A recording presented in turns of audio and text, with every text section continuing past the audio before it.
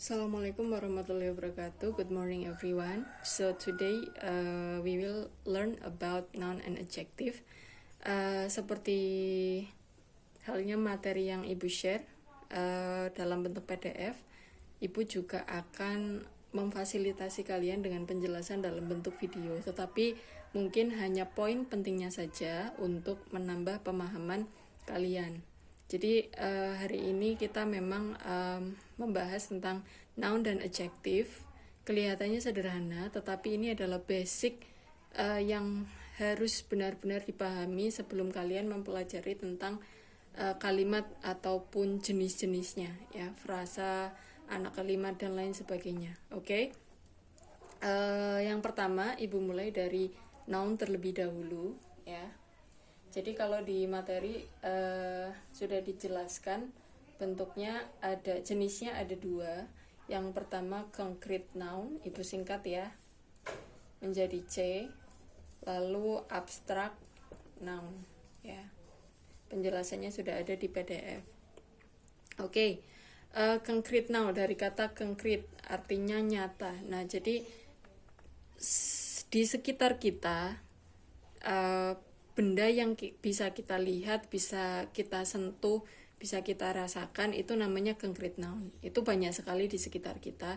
Misalnya ada pen, ya, lalu ada house, lalu ada sky misalnya, ya. Nah, itu contoh concrete noun.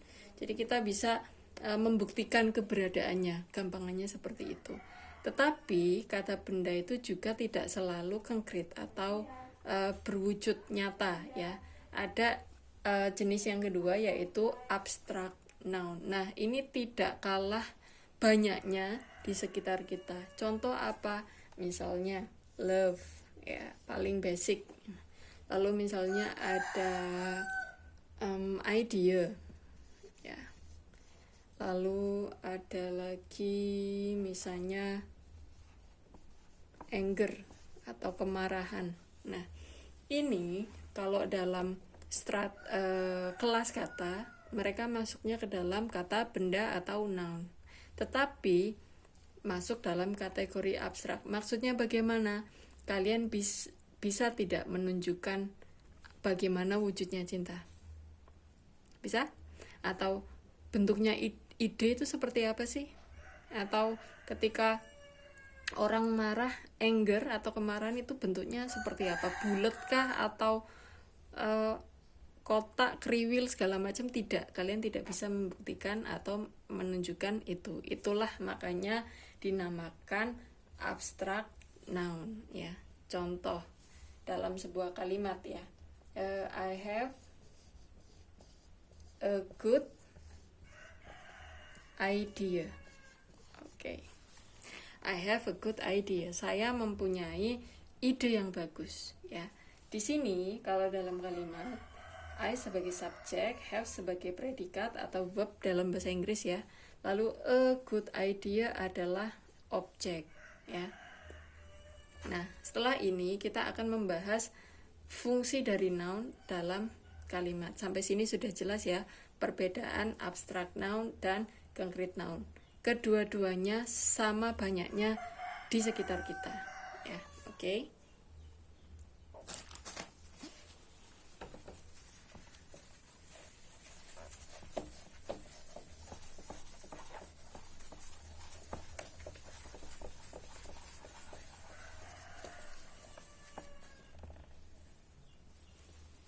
Sekarang fungsi noun dalam kalimat, ya. Oke. Di buku dijelaskan fungsinya noun dalam sebuah kalimat adalah sebagai subjek dan objek, ya, pada sebuah kalimat. Contoh, I have an idea.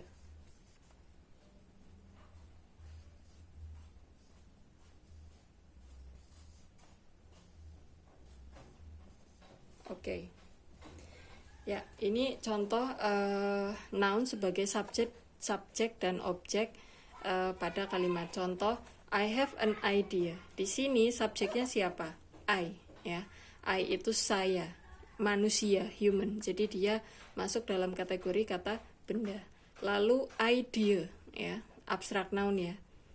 Ide itu juga kata benda. Nah, di dalam kalimat yang bisa menduduki posisi subjek dan objek itu hanya noun, ya. Diingat-ingat, yang bisa menduduki posisi subjek dan juga objek itu adalah noun, ya. Sampai sini jelas dulu. Oke. Lalu yang kedua, fungsi noun yang lainnya adalah sebagai, ini yang pertama ya.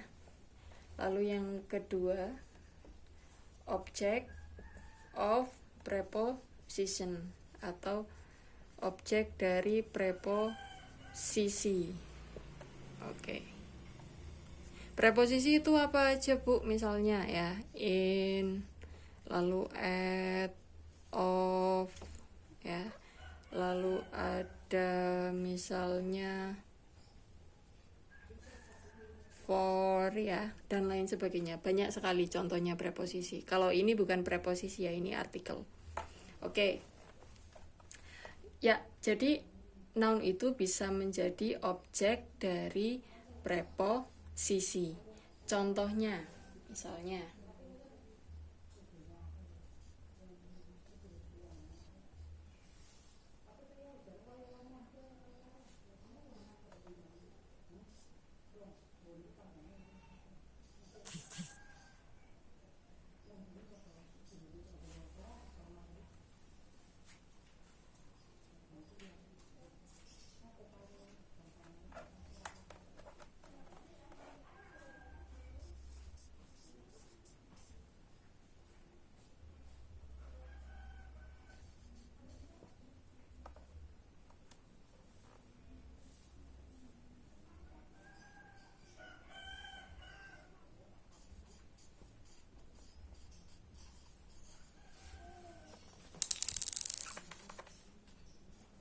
baik, Lisa cooks meal in kitchen, misalnya seperti itu ya.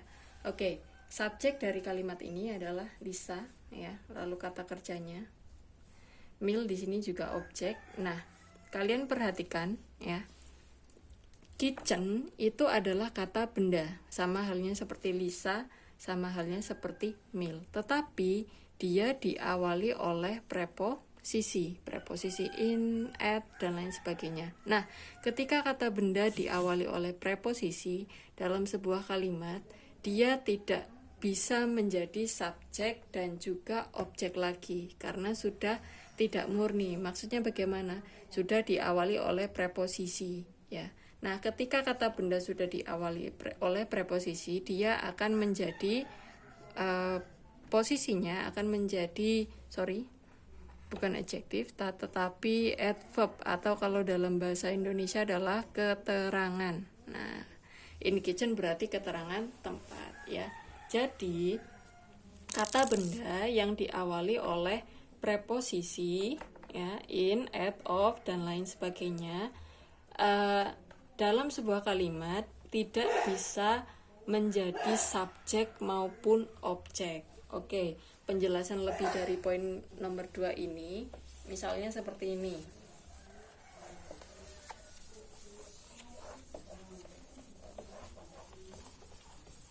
Nah, kalian perlu tahu bahwa dalam bahasa Inggris yang namanya kalimat itu minimal terdiri dari subjek dan verb, ya. Itu harus kalian selalu ingat. Subjek dan verb itu minimal. Lalu bisa ditambah pelengkap, ya, complement, misalnya seperti entah itu objek, entah itu keterangan. Nah, itu namanya complement, ya. Tapi yang namanya kalimat itu minimal terdiri dari ini. Itu kunci, ya, dalam bahasa Inggris. Oke. Tadi kata benda berfungsi sebagai yang diawali oleh preposisi, dia tidak bisa lagi menjadi subjek maupun objek. Maksudnya bagaimana? Contoh, kalian bisa bandingkan dua kalimat ini, ya. Yang pertama,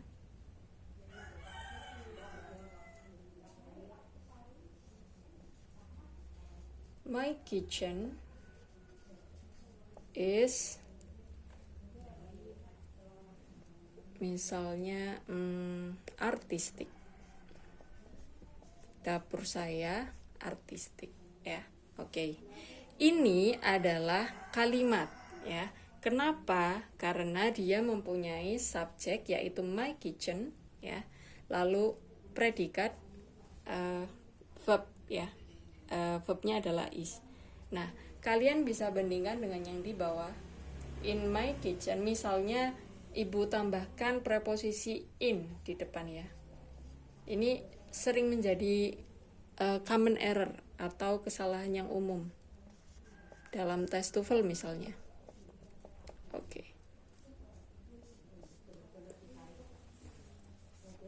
Oke. In my kitchen is artistic. Kalimat ini salah, ya. Maksudnya bagaimana? Dia bukan kalimat karena apa? Tidak mempunyai subjek. Kok bisa, Bu? Itu in my kitchen. Nah, in my kitchen sudah lagi bukan menjadi subjek, dia menjadi keterangan karena diawali oleh preposisi, ya. Nah, sedangkan di sini adalah predikatnya. Jadi missing apa? Missing subjek, ya. Tidak ada subjek, dan dalam bahasa Inggris tidak sah menjadi sebuah kalimat kalau tidak terdapat subjek dan verb, ya. Jadi seperti itu, jelas ya. Jadi my kitchen ini masih bisa menjadi subjek karena my ini sama halnya seperti the, an, ya, dia artikel, ya. Jadi tidak mengganggu fungsi atau posisi. Jadi my kitchen ini masih dalam kategori subjek, ya. Dan dia noun, ya. Lalu ketika ditambahkan in saja di depan, ya, preposisi in my kitchen, dia sudah bukan lagi menjadi subjek, ya, atau fungsinya sudah berubah karena apa? Ditambahi preposisi in, di, ya. Jadi seperti itu. Baik, itu tentang noun tadi, jenisnya dan fungsinya dalam kalimat, ya. Semoga membantu pemahaman kalian, oke?